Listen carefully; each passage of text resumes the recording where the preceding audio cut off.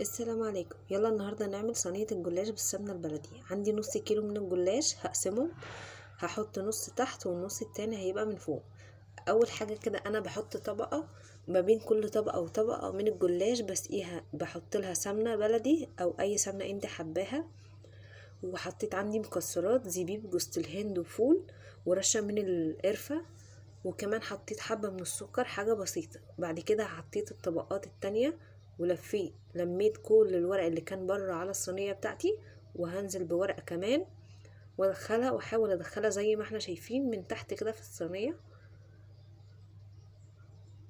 بعد كده هقطعها مثلثات بالشكل اللي انتوا شايفينه ده، ممكن تسيبوها كده وممكن كمان تقطعوها شكل وردة.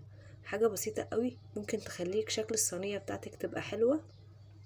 دخلتها الفرن على درجة حرارة 180 درجة، وولعت عليها الشواية حاجة بسيطة وسقيتها بالشربات.